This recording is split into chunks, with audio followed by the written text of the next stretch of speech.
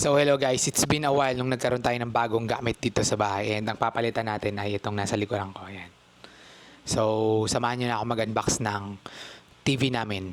Let's go. Bale guys, ito pala yung papalitan natin. Yan. TCL yan. So gagawin natin mas malaki yung TV tapos ito lilipat natin sa kwarto. And ito yung ipapalit natin. So i-unbox na natin siya ngayon and ikakabit na natin. Pagka nailagay na natin siya dyan is ipapakita ko sa inyo yung kanyang build, yung specs niya, yung quality niya. So, lahat yun, papakita natin. Tulad ng mga nasa video ko. So, bali guys, ito na yung bago namin TV. Ang original price niya ay parang nasa 22,000. Pero ito nga pala ay nakuha lang natin ng 14,649.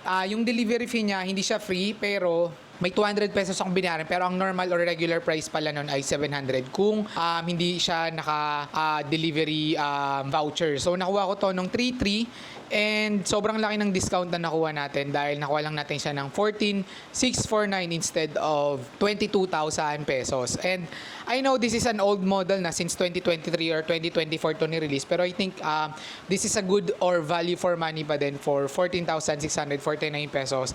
And take note guys, nakuha ko to for using last pay later and 3 months 0% interest. So sobrang sulit nun. So guys, let's unbox this. Laki niya guys. QLED 4K Dolby TCL, Google TV, Dolby, HDR10 Plus, AMD FreeSync, QLED 4K. Lahat na nandyan. So, buksan na natin. May bago na naman po tayong box. Laki? Laki. So guys, sa loob ng box niya, meron ditong isang TV stand. Dalawa to syempre. Ayan, dalawang TV stand. Ayan. So sa loob ng box, may dalawang TV stand. Okay, lapag muna natin. Then, meron dito sa loob isang box. Ano tong box na to? Okay, ay bracket. May libre na siyang bracket. Ayan, may libre na siyang bracket. Wall mount bracket. Pero may bracket na kasi tayo dito. Ayan, so sa loob niya meron ng libreng wall mount bracket, pero may bracket na kasi tayo dito. Hindi na natin gagamitin to. Sa loob na lang to ng kwarto. Ayan, meron pa dito isa. Nandito na yung TV. Ayan, so meron pa siya isang box. Ayan, energy label 9.67. Nakalimutan ko kung ilan yung sa ref natin, pero ayan, 9.67 efficiency rating. Nakalimutan ko yung ilan yung sa ref eh. Pero ayan, may kasama siyang remote. Yan, yung mga auxiliary niya, tapos may kasama na rin battery sa loob. So, yung battery ay TCL din. Galing. TCL din. Okay, warranty certificate, yan na yung loob niyan. So, ito na yung loob. Ayan. Yung pinaka-TV. Ang laki, day.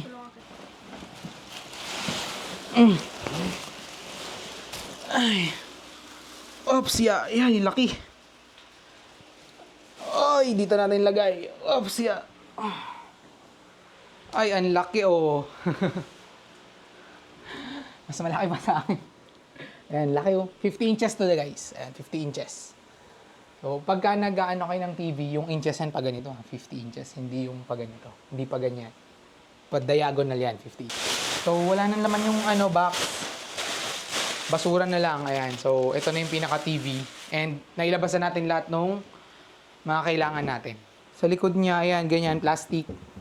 Plastic yung sa likod. Ayan, puro plastic naman na siya. Dito sa harapan, wala, puro plastic na rin naman siya. So, ayan, mamaya ipipeel off lang natin to pagka nailagay na natin. Then, ito ay TCL din. So, dito sa ilalim, nandito yung mga control sa ilalim. Ayan, may mga controls dyan. Power on. So, ito yung speaker niya nandito. Ito yung pinaka-speaker. Ayan. So, puro plastic naman na siya. Tapos dito nilalagay yung, pagka ikakabit nyo yung tawag doon yung TV stand, dito ilalagay. Ayan, dalawa yung magkabilaan. Tapos yung speaker niya, dalawa na. Tapos on-off dito. Then, wala na eh. Ganyan lang naman sa TV. Tapos dito yung saksakan ng 220 volts niya na saksakan, which is yung nandun sa may Okay, dito yung mga auxiliary. Okay, so, tara, kabit muna natin siya. So, ayan, lalagay lang muna natin dito yung bracket, yung wall mount niya, para may lagay natin dito. Actually, ito kasi, nandun na to eh. Ito, meron na yan dito eh. So, ito na lang yung iaano natin, ilalagay natin. So, ikakabit lang natin yan. Pagka okay na kasi yan, nakaganyan yan eh. Ganyan. Tapos, ito kasi yung wall mount. So, yung wall mount kasi ito yung nakalagay sa likod. So, nakaganito siya. Yan. So, ganyan. Tapos, nandito yung TV. So, yan. So, ito lang ilalagay natin. Then, ito kasi ay meron na dito. So, ang kailangan nyo lang sa paglagay nito ay screwdriver na, which is yung pastar. Yan, dami niyang ano. Kasama na rin pala dito sa loob yung mga panlagay sa may dingding. Ayan. So, hindi nyo na kailangan yan. Kasi, kung meron naman na kayong wall mount. Tulad sa amin, meron ng wall mount. So, hindi namin kailangan mag-drill. Hindi, ito, kailangan tong tanggalin. Para dito. So, dalawa yan siya. So, tatanggalin din to. So, guys, ito lang kailangan nyo dyan. Star na screwdriver. Ayan, ganyan. Star lang siya, pa-star. Okay, so, ito, first natin tatanggalin. Okay, so, lagay na natin yung wall mount. So, pag ganyan siya. Ito yung nasa taas, yung pang ganyan. Ito yung nasa baba.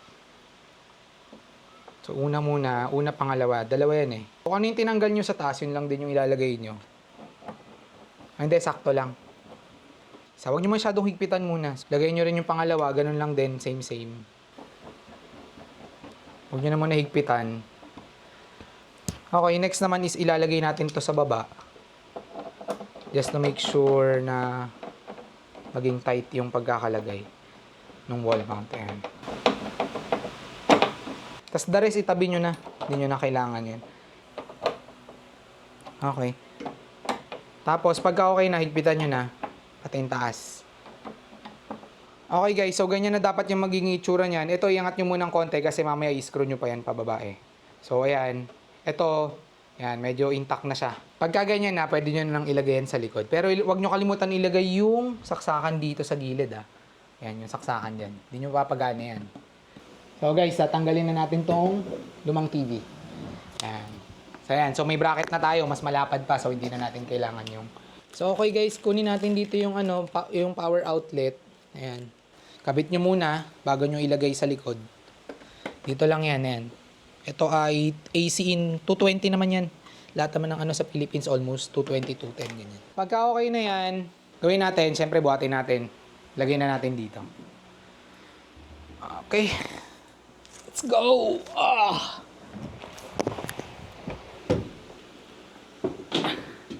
Masok? Hindi. So, ayan guys, nailagay na natin. Pero ang problema kasi natin, nakatungo siya. Oh. Ayan. Kung makikita nyo, nakatungo. Ang gagawin natin dyan, ang only solution na gagawin natin dyan, yung parang, ayun, yung ganun na bracket doon sa may ilalim, itutupi natin, iangat natin para pumasok siya dito sa may, doon siya sasandal. Sa may pinakagilid na yon. Ngayon, bababa na yun, hindi na yun nakatungo. So, tanggalin ko lang muna ulit at iaangat ko yung ano ng bracket na yun. So, ito yun guys, yung iaangat natin. Ito, iaangat natin yan pag ganon. So, ito, madali lang naman yan iangat. Gamitan nyo lang ng puwersa, yan. Okay. Yan, okay na yan. So, ngayon, pagka tatanggalin nyo yung ano, syempre, bababa nyo lang ulit yan. Angat baba lang. Medyo mabigat pala siya guys, ha. Medyo mabigat. So guys, ayan, tignan nyo lang kung nakagitna na, tapos kung perfect na yung pagkakalocate niya or pagkakalagay, saka nyo ngayon ilak yung likod. So ayan, tulad sa amin, ayan, ganyan na kami, oh. Tapos ayan yung TV. Ay, saya, oh, laki, oh. So, andito kami ngayon sa may lazy boy namin. So, imagine niyo na lang, nanonood kami ng TV, tapos ganyan kalaki, oh. Tapusin lang muna natin siya i-set up bago natin i-open. So, double check lang kung okay naman. So, ayan. Feeling ko okay na yan. Tapos, ilak lang natin yung likod. So, gawin natin ng lock. Woohoo! Ang layo, ang lalim. So, guys, ilak lang muna natin yung likod. Ay, hindi abot eh. Ayan. So, ngayon, abot ko na. Ayan.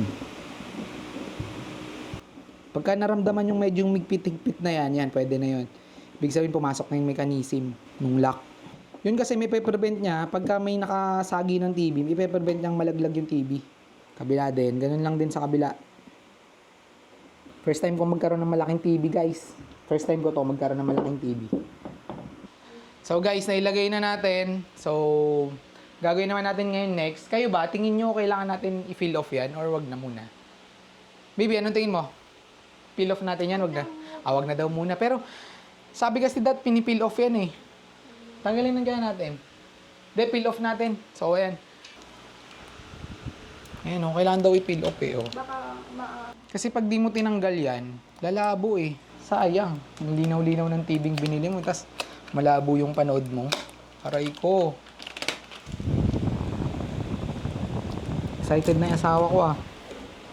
first time ko din mapanood ng 50 inches.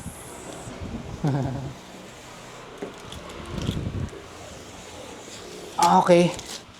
So guys, napansin ko lang no, habang tinatanggal natin yung nasa gilid, ito pala ay, ito plastic, yes. Pero itong nasa gilid niya,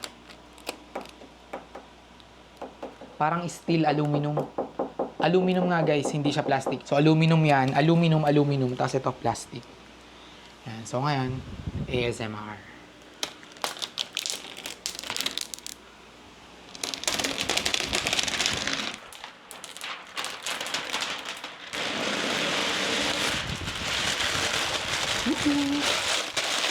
Tapos, hindi pala pinipit. Ano pala ito? Ang lupit. Siyempre, hindi mo bubuksan yan ng walang remote. So, last na ceremony, siyempre, remote. Ito yung remote niya. So, kayo ba, hindi nyo rin ba tatanggalin yung plastic niyan? Siyempre, tatanggalin na natin yan. Ba naman kayo eh.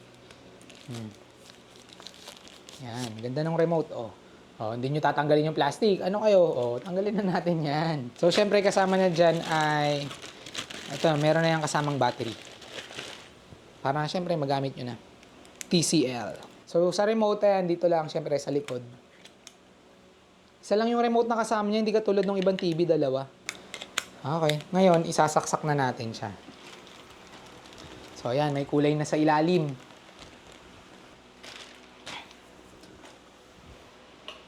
TCL. Woo! Welcome sa bago naming TV. So tingnan muna natin gilid, wala naman siya mga damage. Mga okay naman. Mga kompleto naman yung pixel. Google TV by TCL. Ay, nawala. Welcome. Siyempre, Philippines tayo. Ay, ang ganda ng tunog ah. Tong, tong, tong. Google TV. So, ayan guys. So, scan nyo lang yan. Ayan. Para kumonek yung TV sa inyong Google app. Ayan. Connecting yan. Very good. So, pinakagagawin mo lang ay download ka ng Google app, Google Home app, tapos kahit anong Android, iOS, tapos open mo lang yon, setup mo lang yung home mo, then may kita ka doon na setup device, so add device ka lang, automatic naman siya, scan, yan, allow mo lang yung mga ano, so accept lang, nakalagay dito, yan, so enter nyo lang yung wifi password, yan, connecting to, syempre, Casa Michelle, yan. So, same siya sa nasa phone, oh, ganun lang din. Ayan, connected naman na siya, nakalagay, follow instructions sa Google app. Sign in. So, sign in ko lang yung Google TV. Medyo matagal pala mag-setup nito ah. So, ang daming sign in na required. Google. Ayan. So, since sinetup natin siya ng Google TV. Ayan, okay na. Ano yung sa TV natin. Signed in. Ayan. So, follow nyo na lang din ako dyan. Ayan. Subscribe kayo sa channel ko. Checking for updates. Okay na. Checking for updates na siya. Okay. Accept lang natin yung nasa app. Ano to? Download update natin. Update muna natin. So ayan, download update muna natin before tayo proceed. Importante kasi ang update eh. Downloading update, 40% na. Ganda ng remote niya oh. So ayan guys, reviewin muna natin remote niya, ang ganda oh. Ano to, plastic lang naman pero ang ganda ng pagkakagawa oh. Nipis lang. Yung iba dalawa remote eh. Ito isa lang. 55% na. So okay guys, tapos na yung download ng kanyang software. TCL, lumabas na siya. Woohoo! So, okay na siya guys. Ayan. Magpe-play lang muna tayo. Siyempre, una natin titingnan dyan yung YouTube channel natin para namin subscribe nyo ako. Then, ito, mga okay naman yung LCD. Yan. Yung LCD, okay naman siya. QLED yan. And first time ko rin magkaroon ng QLED. So, hindi ko alam kung ano yung magiging difference ng QLED versus sa mga OLED, ganyan. Pero, sabi nila mas maganda daw yung OLED. Pero, ayan. Ang TV lang naman natin before ay hindi naman, walang LED, ganyan. Basta yung mga normal lang. So, ito QLED. Then, testing lang natin yung speaker niya dito mamaya kung malakas naman siya. So, patayin natin yung ilaw. Pakita ko lang sa inyo gaano siya kaganda at kaliwanag. Ayan. Oops, yeah. Ayan, search lang. Search. Ano kaya unang video natin? May kita. Yun o. Neil Peralta. So, testingin muna natin ang kanyang sound. Tara tayo sa channel natin. Then, uy, ganda ng channel ko, oh. So, ayan, yung TV o yung ano ko ref o hiking tips. O, yung washing machine natin. Tignan muna natin tong ano.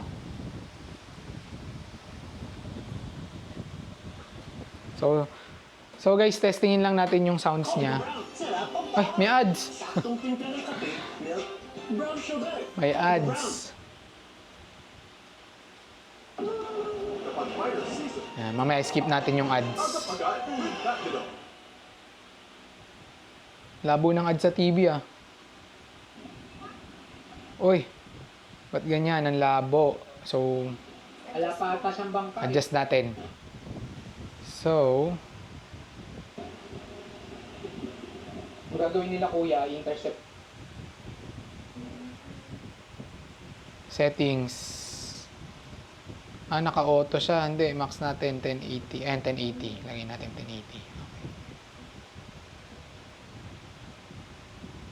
Play. Ang lakas ah. Step ka nila tapos yun pala, wala pa Uy, silang bangka. Uuwi ka ganda. na as joiner tour. So mas maganda punta na lang kayo sa mga May bago na kaming TV. Oh.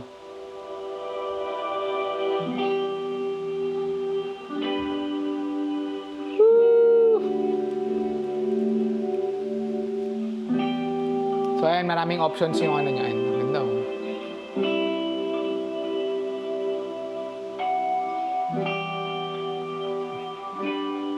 So, yun lang guys.